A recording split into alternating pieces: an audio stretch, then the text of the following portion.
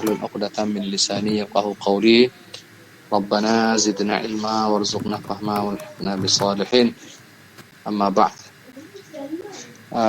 Pertama sekali puji syukur kita panjatkan kehadirat Allah Subhanahu wa taala. Alhamdulillah di kesempatan yang berbahagia ini di malam ini kita bisa bersua kembali seperti beberapa waktu yang lalu. Dan persis seperti yang dikatakan tadi, lebih kurang 2 bulan ya kita tidak sempat bersama-sama, tidak sempat bertemu ya di program Radio Gelora, karena memang awalnya kemarin itu karena ada bencana banjir ya, kemudian saya juga ada banyak kegiatan, banyak tugas yang harus saya selesaikan. Sehingga kadang-kadang tidak bisa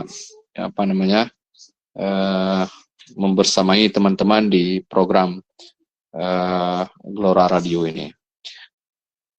Namun alhamdulillah pada kesempatan malam berbahagia ini kita bisa bersama-sama kembali, dan mudah-mudahan kita harapkan kebersamaan ini kiranya membawa keberkahan dan rahmah dari Allah Subhanahu wa taala.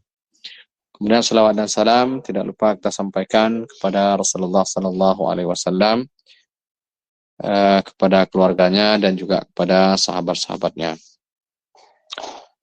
Teman-teman sekalian yang dimuliakan Allah Subhanahu wa taala, yang pertama sekali yang perlu saya sampaikan adalah terima kasih ya atas kepercayaan yang diberikan. Dan saya juga mengapresiasi kawan-kawan yang memilih tema ya terkait dengan hal-hal yang membatalkan puasa, dan ini artinya secara tidak langsung teman-teman sekalian memberi perhatian ya terhadap ibadah puasa yang tidak lama lagi kita insyaallah, jika panjang umur, kita akan berada di dalamnya insyaallah. Jadi malam ini mungkin malam ke-15 Sya'ban ya, dan atau malam ke-14 lebih kurang demikian. Artinya di tanggal 18 Februari atau 19 kemungkinan ya, insyaallah kita akan masuk ke dalam bulan Ramadan. Dan tentu ada banyak hal yang perlu diketahui, dipahami ya, dipelajari terkait dengan bulan Ramadan. Karena sebenarnya bulan Ramadan itu bukan hanya puasa sebenarnya. Jadi ada beberapa komponen Ramadan ya. Jadi mulai daripada berpuasa itu sendiri ya. Nanti kaitannya dengan berbuka puasa, dengan sahur ya. Dan beberapa hal yang tadi ditanyakan misalnya terkait dengan hal-hal yang membatalkan puasa. Nah, nanti di samping itu ada, di bulan Ramadan itu ada salat malamnya atau salat tarawih, kemudian ada baca Qur'annya, ya, kemudian ada i'tikafnya, kemudian ada zakat fitrahnya. Nah, semua ini merupakan komponen daripada amal ataupun ibadah yang dilakukan di sepanjang bulan Ramadan. Nah, maka saya kira penting ya kepada siapapun kita umat Islam yang merasa gembira ya dengan akan datangnya bulan Ramadan, kiranya memberi semacam persiapan ya, belajar kembali tentang bulan Ramadan yang mencakup komponen-komponen tadi itu. Jadi artinya tidak cukup sebenarnya hanya dengan belajar puasa, tapi juga perlu belajar hal-hal lainnya, karena hal-hal lain itu juga terkait dengan bulan terkait dengan ibadah puasa ya, yang itu tentu akan memberi kesempurnaan ibadah kita di sepanjang bulan Ramadan. Jadi seperti yang kita sebutkan tadi, misalnya i'tikaf, salat malam, baca Quran ya, bersedekah dan sampai berzakat. Nah, pun begitu, karena memang keterbatasan waktu ya, maka tentu di sana ada prioritas-prioritas yang tentu perlu menjadi perhatian. Nah, salah satunya mungkin seperti yang tadi disarankan, bahwa ada hal-hal yang penting diketahui. Yang pertama terkait dengan keabsahan puasa. Jadi memang inti daripada bulan Ramadan itu adalah ibadah puasanya. Walaupun seperti kita katakan tadi, yang lain-lain itu bisa menjadi pelengkap atau penyempurna ibadah puasa. Karena bagaimanapun teman-teman sekalian, setiap ibadah fardu itu di dalam Islam ini dia ada penyempurna dia.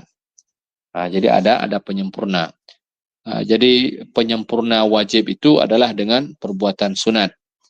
Jadi kalau salat fardu ada salat sunatnya.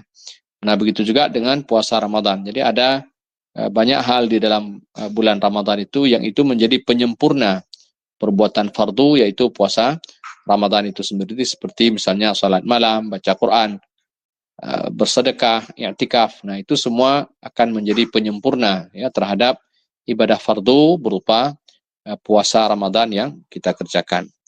Artinya sekiranya ada kekurangan-kekurangan, nah maka sunnah-sunnah yang kita lakukan di sepanjang Ramadan itu bisa menjadi penutup atau penyempurna terhadap kekurangan puasa fardu yang kita lakukan. Dan tentu di samping puasa sunat, nanti di bulan Syawal atau yang dikenal dengan puasa 6 dan puasa-puasa lainnya yang itu juga bisa penyempurna terhadap puasa fardu, yaitu puasa di bulan Ramadan. Nah, terkait dengan tema yang disampaikan tadi, hal-hal yang membatalkan puasa. Nah, sebenarnya secara sederhana kalau berbicara tentang hal-hal yang membatalkan puasa, mungkin yang paling sederhana itu yang yang umum diketahui ya, yang tapi sifatnya barangkali ini normatif ya. Ya tentunya seperti misalnya makan dan minum, gitu kan? Jadi makan dan minum. Dan nanti makan dan minum ini termasuklah hal-hal memang yang yang memang secara substansi itu memberi makna makan dan minum. Seperti misalnya orang yang dipasang impus misalnya, ya, yang tujuannya adalah untuk impus itu kan biasanya air yang mengaliri ke dalam tubuh, tetapi dia memiliki sejumlah nutrisi yang menyebabkan orang yang misalnya sakit tidak bisa makan, biasanya mereka itu dibantu dengan impus. Jadi ada suntikan makanan lewat air impus itu. Nah, jadi kalau tujuannya adalah untuk memberi makan, ya meskipun mungkin dia tidak makan sebagaimana makan biasanya ya. Jadi itu kan memasukkan sesuatu ke dalam tubuh yang tidak melalui rongga mulut atau lewat rongga hidung misalnya. Ataupun di luar rongga yang biasa lah untuk dijadikan sebagai alat untuk makan. Nah, maka kalau tujuannya itu adalah untuk seperti impus tadi, untuk membuat orang tidak lemah menjadi kuat ya. Nah, maka ini masuk dalam kategori makan dan minum, walaupun memang dia tidak tampak seperti orang makan dan minum ya, karena dia makan dia minum tidak melalui mulut dan hidung. Nah, tapi kalau sekiranya dia memasukkan obat ya, walaupun tujuannya tidak untuk makan, dia memasukkan obat lewat mulut ya, lewat hidung misalnya, tujuannya tidak untuk makan, hanya semata-mata obat.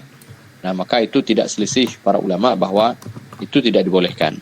Walaupun tujuannya tidak makan dan minum, tetapi dia memasukkan ke dalam mulut, artinya dia mengkonsumsi obat tersebut dengan cara makan. Walaupun tujuannya bukan makanan, tapi tujuannya adalah untuk pengobatan. Tapi itu tidak dibolehkan karena dia melakukannya melalui mulut. Tapi kalau obat yang dimasukkan tidak melalui mulut, kalau tujuannya untuk obat, nah itu dibolehkan, dan itu tidak membatalkan puasa kalau memang yang disuntik itu seperti suntik misalnya. Suntik itu boleh. Karena yang pertama dia tidak masuk lewat mulut atau lewat hidung. Ya, kemudian yang kedua, maksud daripada suntik itu adalah dia bukan untuk makan, tapi semata-mata untuk pengobatan. Nah, jadi ini ketika kita berbicara tadi makan dan minum. Nah, kemudian juga mungkin yang besar-besar itu ya, yang termasuk yang membatalkan puasa itu adalah, nanti kalau tidak jelas nanti bisa ditanyakan lagi. Jadi berhubungan suami istri. Nah, jadi di siang Ramadan. Nah, jadi berhubungan di sini itu maksudnya adalah sampai pada jima. Nah, jadi kalau hanya sekedar berhubungan tanpa jima, nah, maka ini tidak membatalkan puasa. Nah, tetapi meskipun tidak membatalkan puasa, itu dianggap makruh secara hukum. Nah, dipandang makruh itu karena itu dianggap bisa membuka jalan untuk kemudian seseorang itu melakukan perbuatan jima atau hubungan seksual dengan suami atau dengan istrinya. Nah, maka oleh karena itu perbuatan ini bagaimanapun sebisa mungkin untuk dihindari. Nah, begitu juga misalnya dengan soal pengobatan tadi itu. Ya, kalau misalnya bisa dia melakukan pengobatan di waktu malam misalnya, nah maka itu akan lebih baik. Suntik misalnya kan, dia suntik setelah dia berbuka puasa, nah itu tentu akan lebih bagus untuk kehati-hatian. Nah, kenapa? Karena ini kan perbuatan besar ini ya. Ini perbuatan Ramadan ini bukan seperti puasa sunat. Nah, jadi orang yang mengqadha puasa Ramadannya itu dia tidak akan mendapatkan ya apa yang dia tinggalkan di bulan Ramadan itu meskipun dia berpuasa setahun kata Nabi. Jadi ini menunjukkan besarnya Ramadan itu. Nah, besarnya Ramadan. Jadi kenapa? Karena ini soal mulianya bulan. Jadi kalau orang misalnya dia meninggalkan puasa lalu dia mengqadha di bulan lain, ya dia mengqadha fardu dapat, tapi kemuliaan Ramadan dia tidak dapat. Jadi makanya nanti di ayat Al-Quran itu ada kalimat Allah, wa antasumu khairul lakum. Jadi orang yang misalnya tidak sanggup berpuasa, lalu kemudian dia diberi kemudahan untuk membayar fidyah misalnya. Nah, tetapi Allah mengatakan wa antasumu khairul lakum. Artinya tidak bayar fidyah, tapi memaksa diri sedikit, ya, selama tidak memberi mudarat besar, untuk tetap berpuasa itu lebih baik dibandingkan kalau sekiranya dia mengambil keringanan. Nah, walaupun dia sebenarnya boleh mengambil keringanan misalnya kan. Nah, tapi berpuasa Ramadan itu akan lebih baik. Jadi sama misalnya seperti orang di dalam perjalanan misalnya, dia boleh tidak berpuasa. Nah, tapi alangkah baiknya kalau sekiranya dia berpuasa. Kenapa? Karena ini bukan soal fardunya saja, ini bukan seperti misalnya orang salat. Nah, jadi tapi ini soal waktu yang dia tinggalkan. Jadi ketika dia mengqadha puasa fardunya di bulan Syawal misalnya, dia tidak mendapatkan fadilah bulannya sebagaimana dia mendapatkan fadilah di bulan Ramadan. Fardunya dia dapat. Dia sudah mengqadha, fardunya dapat. Puasa wajibnya dapat. Karena dia sudah mengqadha. Mengqadha karena kemarin misalnya dia sakit atau apa misalnya. Atau misalnya dia apalah, terlupa, ada uzur intinya. Jadi ada halangan. Ya, lalu dia mengqadha puasa wajibnya. Ya, puasa wajibnya terlunasi, tapi fadilah Ramadannya dia terlewati. Nah, jadi maka perlu berhati-hati dalam hal ini. Nah, kemudian mungkin selanjutnya yang juga perlu dihindari itu adalah kalau dalam muntah ya. Muntah itu muntah dengan sengaja maksudnya. Muntah dengan sengaja. Jadi kalau muntah tidak sengaja, itu tidak mengapa. Jadi semua yang tidak disengajai lah ya, itu tidak insyaallah tidak mengapa. Nah, begitu juga selanjutnya misalnya jadi mengeluarkan darah. Nah, ini nanti diperselisihkan oleh para ulama. Mengeluarkan darah yang tujuannya memang untuk membatalkan puasa. Nah, jadi itu itu juga bisa membatalkan puasa. Tapi nanti dalam beberapa hadis disebutkan bahwa Nabi itu pernah berbekam di dalam bulan dan wahwa shaim, dan beliau dalam keadaan berpuasa, sehingga kalau berbekam ya yang tujuannya tadi misalnya untuk kesehatan, nah maka itu dibolehkan. Nah, termasuk nanti berbekam yang dibolehkan ini misalnya seperti transfusi darah. Nah, itu dibolehkan. Ya, itu tidak ada masalah. Nah, kemudian mungkin yang lain-lain itu misalnya ya saya kira hal-hal yang sudah ma'ruf ya. Jadi orang yang pingsan misalnya seharian penuh, hilang akalnya ya. karena dianggap mereka adalah orang-orang yang kehilangan taklif. Jadi tidak lagi berstatus sebagai mukallaf. Kenapa? Karena akalnya hilang. Maka orang yang berpuasa tiba-tiba misalnya pingsan sampai waktu berbuka puasa, nah maka puasa hari itu dianggap batal. Kecuali dia mungkin tidak sadarkan diri hanya 1-2 jam misalnya. Nah, selebihnya dia sehat kembali. Nah, maka puasa sisa harinya itu ia lanjutkan dan tidak ada masalah. Nah, kemudian mungkin yang lain-lain ya mungkin tadi sempat disinggung ya terkait dengan ya mungkin kalau perempuan haid dan nifas ya, saya kira itu juga suatu yang ma'ruf ya, haid dan nifas. Jadi perempuan yang haid dan nifas itu mereka tidak dibolehkan untuk berpuasa. Artinya ini juga masuk dalam kategori membatalkan. Artinya ketika pada hari itu misalnya seorang perempuan tiba-tiba datang haid ya, atau misalnya seorang perempuan dia melahirkan, nah maka otomatis puasanya pada hari itu menjadi batal. Jadi hanya saja mereka ini harus mengqadha pada hari yang lain. Nah, jadi sama seperti salat gitu kan. Jadi begitu perempuan haid maka mereka dilarang untuk salat. Nah, jadi artinya ketika dia sedang salat tiba-tiba darah haidnya keluar maka salatnya batal. Nah, hanya saja berbeda dengan puasa. Kalau salat dia tidak mengqadhanya. Nah, tapi kalau kalau puasa dia harus mengqadhanya. Jadi Nabi memerintahkan kepada perempuan untuk mengqadha puasa karena haid dan nifas, tapi tidak memerintahkan mereka untuk mengqadha salat. Mungkin kalau salat itu kan dia setiap bulan ya berulang itu akan memberi kesulitan barangkali kepada perempuan kalau memang harus mengqadha karena itu sifatnya periodik, dia datang setiap bulan. Nah, begitu ya. Nah, tapi kalau puasa kan sifatnya setahun sekali. Nah, tidak sulit bagi perempuan untuk kemudian mengqadhanya. Nah, kemudian juga mungkin yang lain-lain keluar mani dengan sengaja. Ya, jadi mengeluarkan mani dengan sengaja itu mungkin kalau dalam bahasa Arabnya istimna namanya. Istimna itu kalau dalam bahasa Indonesianya itu onani. Ya. Nah, ini sesuatu yang membatalkan puasa dan bahkan itu bukan hanya itu sesuatu membatalkan puasa. Kemudian saya juga ingin sampaikan bahwa ketika seseorang misalnya anggap saja dia makan dan minum di bulan puasa begitu ya. Lalu itu kan dan dia melakukan itu dengan sengaja. Nah, jadi membatalkan puasa itu sesuatu yang berdosa. Ya, dan kalau dia tahu itu adalah dia tahu itu adalah membatalkan puasa, lalu dia melakukannya, maka tentu itu suatu dosa besar. Itu satu. Ya. Kemudian yang kedua, ketika orang sudah batal puasa, bukan berarti kemudian dia boleh makan minum.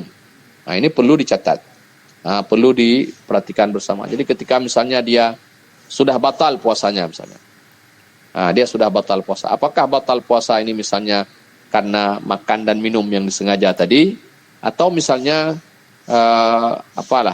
intinya dia melakukan hal-hal yang lain yang kita sebutkan tadi, misalnya yang itu menyebabkan puasanya batal. Misalnya dia sengaja muntah, ya sengaja mengeluarkan darah untuk apa? Itu untuk supaya dia kemudian bisa batal puasanya. Nah, itu tidak lantas kemudian ketika dia sudah berstatus puasanya batal, nah lalu kemudian dia boleh makan dan minum seenaknya, tidak boleh. Jadi bulan Ramadan itu di siang harinya itu haram hukumnya makan dan minum. Nah, kecuali bagi mereka memang yang ashabul a'dzar. Orang yang memang mereka itu dipandang ozor. Nah, oleh agama itu. Seperti siapa? Orang tua yang renta. Nah, gitu ya. Misalnya ibu-ibu yang misalnya dia hamil, menyusui orang sakit. Nah, memang dia oleh agama itu diberi izin untuk tidak puasa. Nah, tapi bagi kita yang tidak ada keozoran untuk tidak berpuasa, tidak ada halangan untuk tidak berpuasa, lalu kemudian tiba-tiba kita sengaja membatalkan puasa, nah kita tetap tidak dibolehkan untuk makan dan minum. Jadi makan dan minum bagi kita yang sengaja membatalkan puasa, itu hukumnya tetap haram. Nah, jadi tidak boleh mentang-mentang kita misalnya tidak puasa, puasanya sudah batal, lalu kita merasa sudah bebas makan dan minum. Tidak. Baik secara sembunyi-sembunyi maupun apalagi secara terbuka. Jadi keharaman makan dan minum. Jadi wajib imsak. Jadi tetap wajib menahan diri daripada makan dan minum. Jadi persis berperilaku sebagaimana kebanyakan orang yang sedang berpuasa. Nah, itu bagi orang yang sudah membatalkan puasanya ya dengan sengaja. Mungkin lain-lain yang misalnya yang merokok, itu masuk dalam kategori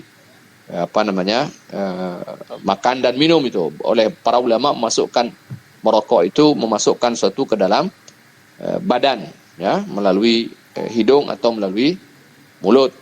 Jadi itu dianggap membatalkan puasa, walaupun itu sifatnya dia asap. Nah, berbeda nanti dengan orang yang mencium bau makanan, ya, ataupun dia mencium bau misalnya, ya, orang mencium debu di jalan misalnya, ya, atau dia mencium minyak wangi dan seterusnya. Nah, itu tidak dimasukkan dalam kategori membatalkan puasa. Nah, karena berbeda dengan merokok. Jadi merokok itu memang tujuannya itu adalah untuk memasukkan sesuatu ke dalam tubuh, dengan tujuan tadi untuk menyenangkan tubuhnya, untuk menyenangkan fisiknya. Nah, karena orang yang merokok itu bagi mereka rokok itu bisa menenangkan mereka. Nah, bisa membuat mereka itu senang, bisa membuat mereka nyaman. Nah, itu ada pada makanan.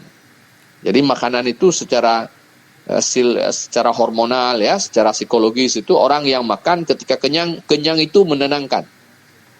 Nah, tapi bagi orang yang merokok, ya, mereka lebih baik tidak ada nasi ketimbang tidak ada rokok. Artinya rokok itu karena kecanduan itu lebih menenangkan bagi mereka dibandingkan dengan kalau mereka misalnya tidak isap rokok. Jadi mereka ada nasi segala macam, tapi nggak ada rokok, itu justru menyusahkan mereka. Begitu mereka dapat rokok itu akan menenangkan. Nah, sama seperti misalnya seorang bayi yang menyusui misalnya. Begitu selesai menyusui dia akan tenang, tertidur dia. Nah, kita juga demikian. Ketika kita sudah kenyang, ada perasaan tenang, nyaman. Tubuh kita nyaman dengan kenyang. Jadi orang ketika kenyang ada hormon yang keluar dari tubuhnya membuat dia nyaman. Nah, begitu juga dengan orang yang merokok. Jadi dia mendapatkan ketenangan, ya, dengan mengisap rokok. Nah, ini tentu berbeda dengan orang yang misalnya mencium bau makanan di dapur misalnya. Dia tidak akan mendapatkan apa yang didapatkan oleh orang makan dan minum. Dia tidak akan mendapatkan apa yang didapatkan oleh orang yang isap rokok. Tidak ada ketenangan, kenyamanan, ya, yang didapatkan oleh orang yang mencium bau makanan misalnya dengan orang yang isap rokok, ataupun misalnya orang mencium asap apalah di luar sana. Karena dia tidak bisa memberi ketenangan sebagaimana layaknya rokok yang diisap oleh para pengisap rokok. Nah, jadi atas dasar ini jadi dianggap rokok ini dia taghdhiyah. Jadi dianggap rokok ini dia dianalogikan kepada semacam makanan secara substansi dia. Walaupun bentuknya dia tidak dalam bentuk makanan, dia bentuknya dia asap. Tapi secara substansi tadi itu, secara psikologis itu dia memiliki memiliki wujud yang lebih kurang sama dengan makanan. Dari sisi psikologisnya kita katakan tadi itu, dia bisa memberi efek tenang, efek nyaman, ya, kepada orang yang isap rokok. Makanan, ya, bisa memberi kenyamanan bagi orang yang lapar misalnya. Air bisa memberi kenyamanan bagi orang yang haus. Setelah minum dia nyaman. Setelah makan dia nyaman. Setelah hisap rokok dia nyaman. Nah, jadi ada kesamaan di situ. Nah, ya, ada kesamaan antara apa yang dihasilkan ataupun efek merokok itu dengan efek makanan atau minuman. Nah, maka ini masuk dalam kategori taghdhiyah, ataupun memberi makan walaupun wujud fisiknya itu tidak seperti makanan atau tidak seperti minuman. Nah, yang kira-kira yang lain lagi, ya, murtad barangkali juga, ya, orang yang keluar dari Islam, ya. Nah, mereka itu juga bisa ya, orang yang sudah jadi kafir kan. Nah, sementara kewajiban puasa ini ditujukan kepada ya ayyuhalladzina amanu, orang yang beriman. Jadi artinya kalau tidak beriman, ya, orang kafir tidak ada kewajiban berpuasa, ya, secara khusus mereka tidak diserukan untuk menunaikan ibadah-ibadah di dalam Islam. Karena ada syarat yang tidak terpenuhi pada mereka, yaitu iman yang tidak mereka miliki. Nah, nanti mungkin kaitannya dengan dengan rokok tadi ya. Orang yang misalnya mencicipi makanan sedikit, dia rasa pahit, asam, manis atau itu selama dia tidak menelan, maka itu tidak membatalkan puasa. Jadi dia hanya meletakkan di lidahnya, misalnya dia rasakan, oh pedas ini, oh ini agak manis, oh ini agak asin. Dia letakkan di lidah, lalu kemudian dia ludah kembali. Jadi dia tidak memasukkan, itu tidak masuk dalam kategori memasukkan makanan ke dalam tubuhnya. Nah, itu tidak dianggap membatalkan puasa. Atau misalnya orang yang memasukkan tangannya, misalnya mohon maaf, ke dalam duburnya, ketika dia membersihkan kotorannya misalnya, walaupun itu nanti selisih pendapat sebagian para ulama ya. Tapi sebagian para ulama tidak mengatakan itu membatalkan puasa. Jadi kenapa? Karena di sana tidak ada maksud daripada makanan tadi itu. Nah, jadi perlu dipahami oleh teman-teman sekalian terkait dengan membatalkan tidaknya puasa ini, itu ulama itu terbelah kepada dua kelompok utama. Dan itu pembelahan itu berdasarkan cara pandang mereka terhadap ibadah puasa. Jadi bagi yang melihat bahwa puasa ini adalah ibadah ma'qulil makna dalam istilahnya ya, sesuatu yang rasional. Nah, maka mereka melihat apakah perbuatan memasukkan sesuatu ke dalam tubuh itu untuk memberi makan atau bukan. Nah, jadi mereka melihat dari sisi itu. Nah, jadi kalau sekiranya tujuan itu adalah untuk memberi makan, itu ya. Nah, maka itu tidak dibolehkan. Gitu. Nah, jadi, tapi kalau sekiranya hanya sekedar masukkan tangan, ya kayak orang misalnya mencongkel kuping, gitu kan? Nah, itu mereka mengatakan itu tidak mengapa. Nah, jadi itu tidak dimasukkan sebagai sesuatu yang membatalkan. Tapi nanti bagi sebagian lain yang mengatakan bahwa puasa ini adalah ibadah yang ghair ma'qulil makna. Jadi intinya kita tidak boleh memasukkan apapun ke dalam tubuh kita.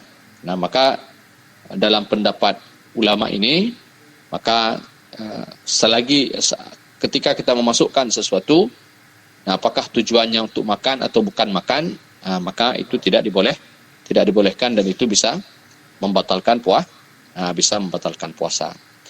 Nah, jadi selisihnya di situ itu. Nah, jadi kalau tujuannya untuk makan minum, maka membatalkan puasa meskipun kita memasukkannya tidak melalui rongga mulut atau hidung. Nah, artinya nanti kalau misalnya ada orang memasukkan obat lewat lewat dubur misalnya.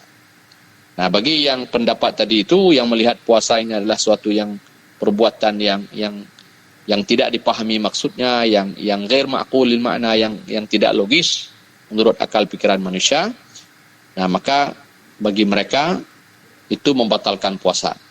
Nah, tapi bagi sebagian yang lain yang melihat kalau itu tujuannya bukan untuk makan minum, maka tidak ada masalah. Itu sama seperti jarum suntik yang menyuntik cairan ke dalam tubuh yang tujuannya adalah untuk obat. Jadi tidak ada maksud untuk makan. Maka bagi mereka ini tidak membatalkan puasa. Jadi bedanya di situ tuh. Nah, gitu ya. Ini secara hukum fikih, nah, begitu. Jadi ada ulama melihat apakah puasa ini perbuatan ibadah yang rasional atau dia yang ibadah yang maksud rasional tidak rasional seperti misalnya salat sembahyang. Nah, jadi saya perlu juga menjelaskan ini. Di dalam agama kita ini ada ibadah yang sifatnya ta'abudiyah dan ta'akuliyah. Nah, ini perlu dipahami ini. Jadi yang ta'abudiyah ini ibadah yang tidak diketahui kenapa. Contoh misalnya seperti salat. Kita tidak tahu kenapa salat itu 5 waktu. Kita tidak tahu setiap waktunya berbeda-beda jumlah rakaat. Maghrib 3, Isya 4, Subuh 2. Kita tidak tahu kenapa itu. Gitu ya. Dan begitu juga dengan gerakan-gerakan solat. Kenapa misalnya solat itu takbir dengan mengangkat dua tangan? Kenapa bersedekap misalnya? Kenapa duduk tahiyat itu dengan menunjuk jari misalnya, jari telunjuk? Nah, kenapa duduknya mereng ke kiri misalnya? Tapi duduk di antara dua sujud tidak mereng ke kiri dan seterusnya. Nah, kemudian salam kiri dan kanan, itu semua tidak ada jawaban. Kita tidak tahu kenapa begitu. Begitulah yang diajarkan Allah kepada Nabi-Nya, dan Nabi mengajarkan kita seperti itu. Ditanya kenapa, tidak ada jawaban. Nah, ini namanya perbuatan yang ghair ma'qulil ma'na, sesuatu yang tidak bisa dipahami secara logika. Nah, jadi dia sulit dipahami secara rasional. Sama seperti haji misalnya, tawaf 7 kali. Kenapa 7? Kenapa tidak boleh 8? Kenapa tidak 9? Kenapa tidak boleh 6? Kenapa harus 7? Kenapa dia harus berbeda dengan arah jarum jam misalnya? Jadi kenapa Ka'bah itu harus di kiri, tidak boleh dari kanan misalnya? Nah, kemudian tidak boleh menghadap ke Ka'bah, harus menyamping. Kenapa sa'i itu 7 kali? Kenapa tidak 8 kali? Kenapa tidak 9 kali? Kenapa tidak boleh 6 kali misalnya? Safa Marwah itu. Jamarat juga begitu, lempar. Kita tidak tahu kenapa. Boleh tidak lempar, atau lempar bukan dengan batu, lempar dengan sendal misalnya, lempar dengan dengan plastik, dengan botol, tidak boleh, harus lempar dengan batu. Nah, jadi ini namanya ibadah-ibadah yang ghair ma'qulil ma'na, yang tidak rasional, yang tidak bisa dipahami secara logika oleh manusia. Nah, kenapa begitu? Jadi dalam bahasa lain disebut dengan ta'abbudi. Nah, jadi ini namanya ibadah mahdhah. Nah, nanti berbeda dengan ibadah yang lain, yang itu dipahami secara rasional. Misalnya seperti zakat. Kita disuruh beri makan fakir miskin. Kita tahu kenapa. Kita disuruh bayar zakat fitrah misalnya dengan beras. Kita tahu kenapa. Karena orang Indonesia makan beras. Orang Arab makan kurma. Kira-kira begitu. Kita tahu kenapa. Nah, gitu ya. Nah, begitu juga dengan puasa. Nah, puasa ini itu selisih pendapat para ulama itu. Apakah puasa ini seperti salat yang tidak diketahui maknanya? Nah, atau dia seperti zakat misalnya. Dia diketahui maknanya. Nah, begitu. Jadi kalau sebagian ulama mengatakan puasa ini tidak diketahui maknanya, sama seperti salat. Allah memerintahkan kita untuk imsak, itu puasa. Untuk menahan diri daripada makan minum dan memasukkan semua ke dalam tubuh. Ya sudah, maka berhenti sampai di situ. Maka semua bentuk yang memasukkan ke dalam tubuh itu dianggap membatalkan puasa. Karena mereka tidak tahu kenapa. Tidak, pokoknya sesuatu yang masuk ke tubuh tidak boleh. Apakah lewat mulut atau bukan lewat mulut. Semua tidak boleh. Kira-kira demikian. Tapi nanti bagi ulama yang satu lagi, mereka memahami bahwa puasa ini dipahami, sesuatu yang bisa dipahami, dimengerti. Karena mereka menganggap ini puasa ma'qulil ma'na. Jadi kita disuruh tahan daripada yang membatalkan puasa tadi. Di antara, di samping yang sudah dijelaskan, di antaranya adalah makan dan minum. Nanti mereka memaknai apa yang maksud dengan makan minum. Tidak boleh makan dan minum.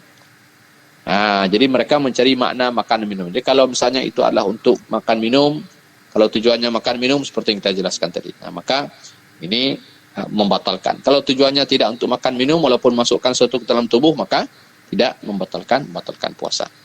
Nah, jadi atau misalnya seperti tadi memasukkan sesuatu lewat mulut, itu membatalkan. Jadi kalau tidak lewat mulut dan tidak tujuannya untuk makan minum, itu tidak membatalkan puasa. Nah, jadi sekali lagi untuk kehati-hatian. Untuk kehati-hatian, ya. Jadi meskipun ya ada pendapat yang mengatakan misalnya kayak suntik tadi, tujuannya bukan untuk makan dan bukan lewat mulut atau lewat hidung. Kita katakan ada pendapat yang mengatakan boleh. Sebaiknya kalau mau suntiklah di malam hari. Begitu juga yang lain-lain. Ya, meskipun ada pendapat ulama mengatakan boleh. Silakan dilakukan itu di malam hari supaya kita lebih aman, lebih hati-hati tadi itu. Jadi supaya tidak ada perbuatan kita itu yang itu diperselisihkan hukumnya oleh para ulama. Artinya kalau ulama lihat perbuatan kita itu semua mereka mengiyakan. Jadi silahkan dilakukan di malam hari, di mana di saat kita sudah bebas Mau suntik, mau makan, mau minum, mau apa aja udah bebas. Nah, silakan melakukan hal-hal yang yang tadi kita ragu, misalnya kita sanksi ya. Jangan-jangan ini membatalkan puasa. Silakan dilakukan di malam hari. Nah, kemudian hal-hal lain ya yang terkait misalnya seperti yang tadi sempat disinggung, misalnya nonton TV dan segala macam ya. Nah, itu secara normatifnya, secara hukum fikihnya itu tidak membatalkan puasa. Nah, yang membatalkan puasa itu apa yang kita sudah sebutkan tadi itu. Nah, di luar itu tidak membatalkan puasa. Hanya saja, nah itu membatalkan pahala puasa. Nah, itu nanti lain cerita ada. Nah, jadi itu kan kalau sembahyang ini misalnya ada rukun dan syaratnya misalnya. Jadi ada amal zahir, nanti ada amal batin. Nah, jadi sembahyang ini selama kita ada wudu, ya, kemudian berdiri di tempat yang suci dengan pakaian yang suci, kemudian kita menghadap kiblat, ya, sembahyang di dalam waktu, kemudian kita membaca mulai pada takbiratul ihram, kemudian kita baca al-fatihah, kemudian kita ruku, kita sujud, ya, semuanya. Nah, itu sembahyangnya dianggap sah. Nah, masalah kemudian dia menghayal di dalam salat, sembahyangnya tetap sah. Nah, begitu. Nah, sama juga dengan puasa.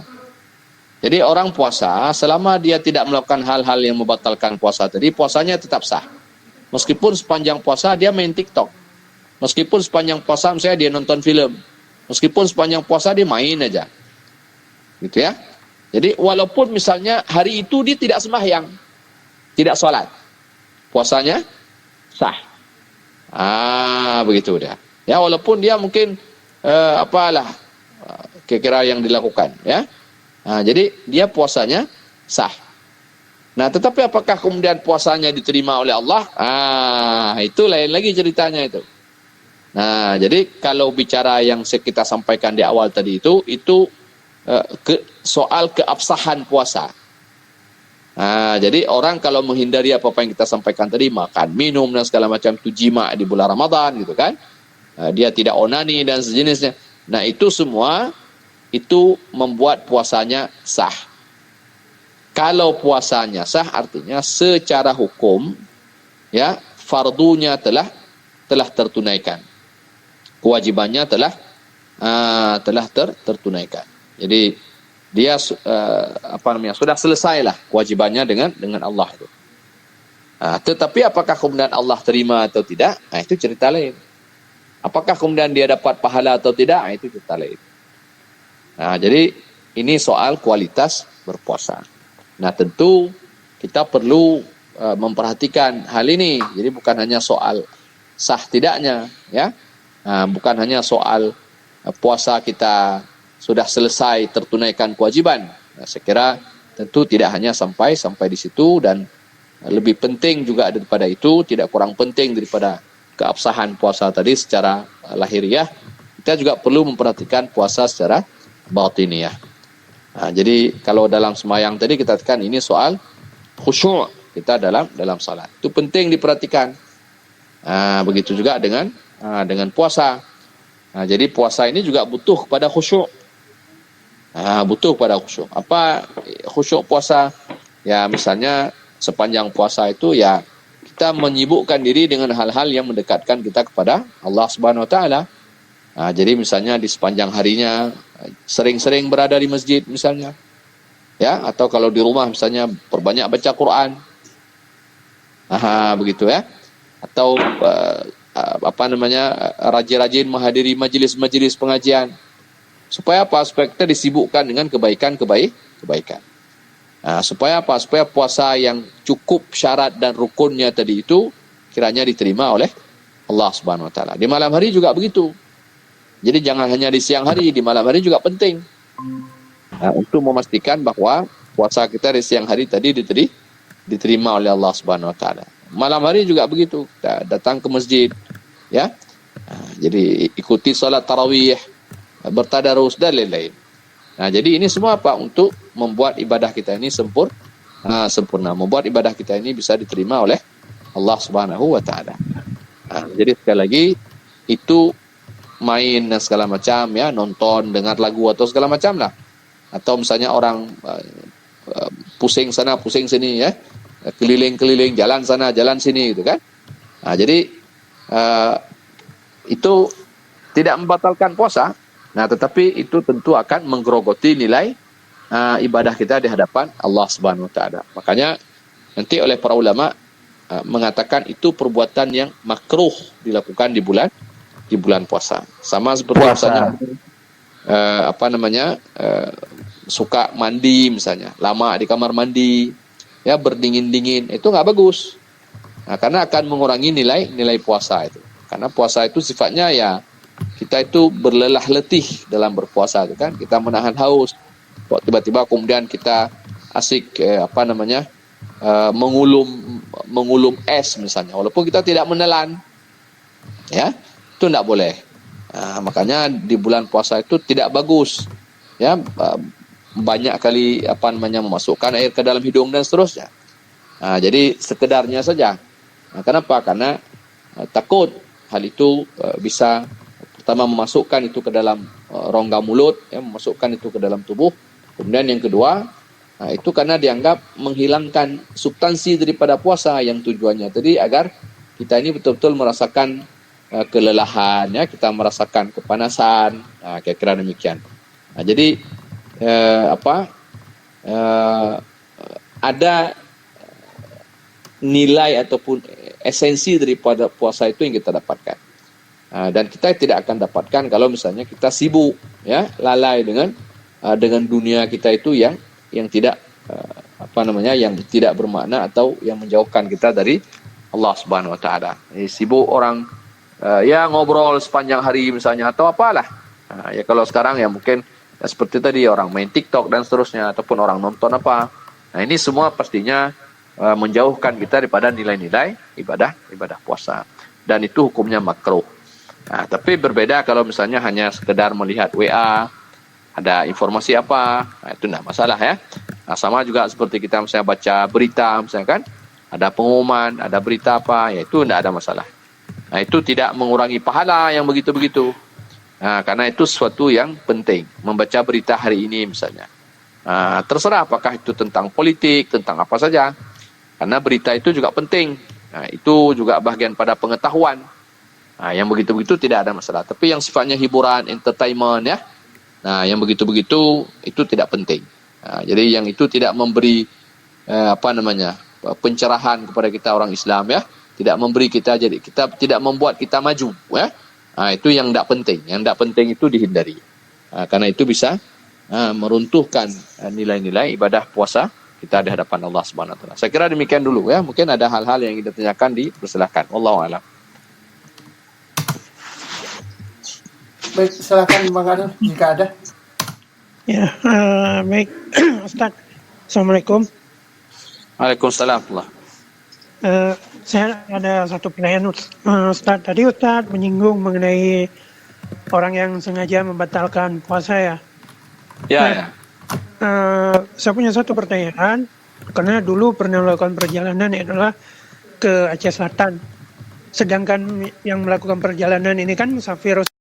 Lalu bagaimana dengan driver ini sendiri? Mereka merokok di dalam mobil, sedangkan di belakangnya kan ada penumpang yang sedang berpuasa. Itu bagaimana? Apakah itu dianggap musafir juga atau melanggar aturan puasa, Ustaz? Terima kasih. Baik, jadi orang musafir ini ada yang musafir, ada yang dia memang kerjanya sopir. Sopir itu tidak dianggap musafir oleh banyak para ulama. Kenapa? Karena memang begitulah dia bekerja sepanjang tahun. Dia bekerja sopir, kayak sopir bus kita ini. Dia bukan lagi musafir, itu sopir bus. Itu oleh banyak ulama mengatakan mereka bukan lagi musafir. Jadi yang namanya musafir itu sekali-sekali, bukan tiap malam. Ini mereka kan tiap malam, hari pagi ke Medan, malam ke Banda Aceh, pagi ke Medan, malam ke Banda Aceh, pagi ke Medan, malam ke Banda Aceh. Mana ada hidup di dunia ini terus tiap hari, tiap malam musafir. Melainkan itu adalah pekerjaan. Jadi pekerjaannya sebagai sopir. Oleh banyak ulama mengatakan itu bukan musafir. Masalah kemudian dia ingin jamak salat. Nah, bagi mereka ini kalau misalnya ada kesulitan di dalam perjalanan, nah kalau ini saya jelaskan salat dulu ya. Nanti saya bawa masuk ke puasa. Jadi kalau misalnya dia ada kesulitan misalnya, itu mereka hanya boleh jamak salat, tidak boleh qasar. Kenapa tidak boleh qasar? Karena status mereka bukan lagi musafir. Nah, karena sopir itu perjalanan itu memang pekerjaannya. Nah, itu sudah kayak orang di kapal misalnya. Orang di pesawat atau di mana-mana di kapal. Dia memang sudah berbulan-bulan di laut. Memang begitulah pekerjaannya. Dia berbulan 2-3 bulan di laut, nanti singgah di darat sekali. 2 bulan di laut, singgah di darat. Jadi memang dia hidupnya di laut. Ya, jadi dia berpuluh tahun kerja di laut. Memang begitulah hidupnya. Jadi kita tidak bisa katakan dia lagi sebagai musafir. Jadi musafir ini orang yang melakukan perjalanan, dan itu sifatnya itu kan temporal, sifatnya kondisional. Sekali-sekali. Jadi kalimat Allah pun wa in kuntum marda aw ala safarin. Kalimat, jadi dalam bahasa Arab itu ada in, ada idza. Jadi in itu boleh jadi ada, boleh jadi tidak. Begitu. Jadi kalau sekiranya di bulan puasa itu kalian bermusafir misalnya. Itu maknanya kira-kira demikian. Kalau sekiranya di bulan puasa itu kalian sakit. Nah, tapi kalau misalnya selalu sakit, mana ada orang sakit terus dari pertama lahir sampai mati itu. Itu kan kasuistik, itu kan ada mungkin dari 100.000 orang satu itu. Kalau dari pertama sakit dia sampai mati sakit. Kan tidak mungkin itu. Nah, sakit itu kan secara alamiahnya, secara naturalnya kan sesuatu yang datang kadang-kadang. Setahun mungkin ada demam kita sekali, atau 2 tahun mungkin demam kita sekali. Sakit begitu dia. Begitulah musafir. Sekali-sekali kita pergi ke Medan, sekali-sekali kita pergi ke Banda Aceh. Tapi kan tidak tiap malam, tiap pagi. Hari ini pergi Medan, besok malam pergi Banda Aceh. Tiap hari berbulan-bulan, bertahun-tahun. Nah, itu bukan lagi namanya musafir. Maka kalimat Allah dalalkan wa in kuntu, in. In itu bisa terjadi, bisa tidak. Berbeda misalnya Allah katakan idza. Kalau idza itu pasti terjadi. Jadi ini boleh terjadi, boleh tidak. Nah, kalau sekiranya terjadi kalian bermusafir, artinya ini kan perbuatan yang jarang-jarang terjadi. Tapi kalau terjadi, maka si musafir, boleh dia, kalau dia salat boleh qasar, kalau puasa dia boleh buka, kalau dia safar. Statusnya sebagai musafir. Nah, jadi tapi kalau dia bukan musafir, maka dia tidak boleh Dia tidak boleh buka puasa, dan dia tidak boleh qasar salat kalau dia bukan musafir. Tetapi apa juga? Dia hanya kalau salat dia hanya boleh jamak, tidak boleh qasar. Kecuali nanti misalnya kalau dia melakukan perjalanan, dia jadi sopir, lelah sekali, sampai-sampai misalnya kalau dia tidak buka puasa, dia tidak bisa bawa mobil misalnya. Nanti mobilnya oleng, takut penumpangnya bisa celaka, binasa. Nah, itu boleh dia buka puasa. Kalau sudah sampai pada tahap itu. Tapi kondisi yang begitu itu bukan karena dia musafir. Tapi mungkin karena dia ada penyakit tertentu. Begitu. Jadi tidak gara-gara dia berperjalanan tadi itu. Jadi dia boleh berbuka puasa karena ada kondisi memang yang kalau dia misalnya tidak buka puasa, dia misalnya, kenapa orang musafir itu dibolehkan tidak puasa? Ini perlu kita jelaskan sedikit. Sama juga misalnya, kenapa orang musafir itu dia boleh qasar salat? Karena kondisinya yang tidak normal. Orang musafir itu tidak normal ya. Jadi dia dalam perjalanan, kadang dia dapat tempat salat, kadang tidak, kadang dia tidak mendapati tempat yang aman untuk dia berhenti, sehingga dia akan kehilangan waktu salat. Kadang-kadang dia ada kondisi tertentu misalnya yang dia harus cepat-cepat. Jadi kondisi safar ini tidak menentu. Sama seperti orang sakit, dia tidak menentu, kondisinya tidak normal. Tapi kalau misalnya dia kondisinya normal, ya, apalagi misalnya setiap hari dia berperjalanan, ya, jadi tidak ada alasan bagi mereka ini untuk berbuka puasa. Apalagi dia berbuka di depan umum. Itu lebih lagi tidak patut, dan itu hukumnya dosa besar itu. Begitu ya. Jadi kalau sudah setiap hari dia Walaupun nanti ada sebagian ulama mengatakan dia safar. Tapi itu saya kira pendapat yang lemah lah. Kalau memang mereka itu dianggap sebagai, kalau pekerjaannya memang sudah di situ lalu dianggap dia sebagai musafir, dia musafir seumur hidup. Kira seperti itu kan. Jadi dan kalaupun misalnya seperti kita katakan tadi itu, ya sebaiknya ya dia tidaklah kalau misalnya dia berbuka ya, tidaklah dia makan dan minum di depan khalayak ramai. Saya kira itu kan tidak pantas itu. Saya kira demikian ya. Oke, terima kasih Ustadz atas jawabannya. Mudah-mudahan Sobat Kreatif bisa dipahami dan juga bisa dicerna dengan baik ya apa yang disampaikan oleh Ustadz. Mungkin masih ada waktu Ustadz. Kalau masih ada kita satu menit lagi, kalau tidak mungkin kita closing. Assalamualaikum warahmatullahi wabarakatuh. Boleh kalau mau tanya. Oke, silakan. Assalamualaikum warahmatullahi wabarakatuh. Waalaikumsalam warahmatullahi wabarakatuh. Selamat malam Ustadz. Perkenalkan, nama saya Widodo dari Sidoarjo. Ya. Mau tanya, bagaimana hukumnya berpuasa tapi kita mandi tanpa sengaja, itu telinga kita itu terkena air Ustadz. Ada sebagian besar yang berpendapat bahwa tidak apa-apa, tapi ada yang juga makruh. Gitu Ustaz. Matur suwun. Terima kasih. Assalamualaikum warahmatullahi wabarakatuh. Waalaikumsalam. Jadi kalau tidak sengaja itu tidak apa-apa, ya. Kalau tidak sengaja itu tidak ada masalah.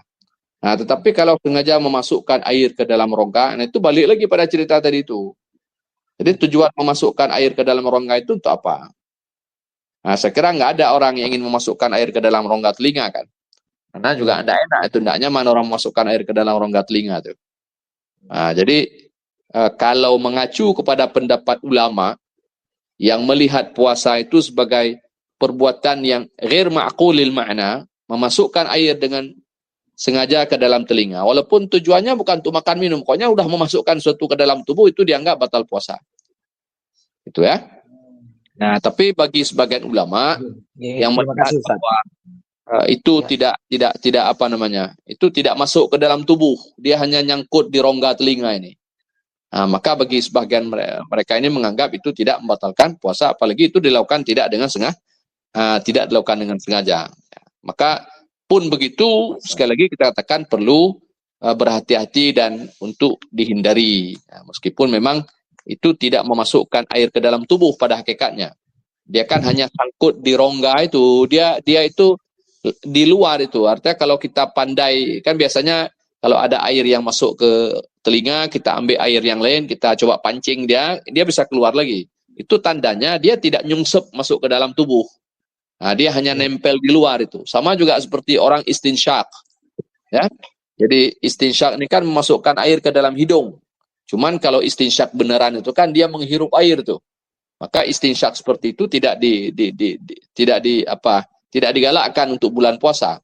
Karena dia bisa masuk air tuh ke dalam ke dalam tubuh, itu bisa masuk ke kerongkongan tuh kan, kalau hidung dia kan nyambung dengan kerongkongan itu. Nah, jadi tapi kalau memasukkan air dari kita berkumur-kumur lalu kemudian sedikit kita masukkan ke dalam lubang hidung.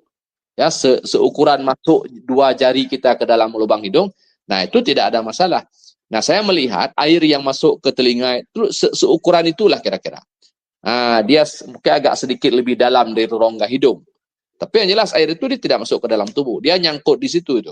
Sehingga bukti nyangkut di situ apa? Yang pertama, ketika kita masukkan air kembali, dia bisa keluar.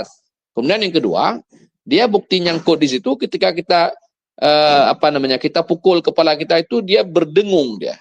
Nah, tandanya ada air yang melekat di gendang. Dia nempel di gendang telinga itu, dia tidak masuk ke dalam. Nah, dia di situ dia. Nah, jadi dalam pendapat sebagian para ulama itu tidak ada masalah sebenarnya. Nah, cuman untuk kehati-hatian sekali lagi untuk menghindari karena tetap saja itu debat. Sebagai ulama menganggap itu tidak boleh karena itu memasukkan sesuatu ke dalam tubuh. Nah, maka sebaiknya untuk dihindari. Jadi jangan jangan sampai masuklah. Tapi kalau tidak sengaja Itu dalam pendapat ulama manapun itu tidak membatalkan puasa. Kalau ketika kita mandi atau waktu kita wudhu misalnya kan, waktu kita membasuh telinga itu tiba-tiba kemudian masuk air dia dalam telinga kita itu. Dan tidak disengaja. Dan itu tidak ada masalah. Tidak ada satu ulama pun yang mengatakan itu batal puasa kalau tindakan itu kita lakukan dengan tidak sengaja. Saya kira demikian wallahu a'lam.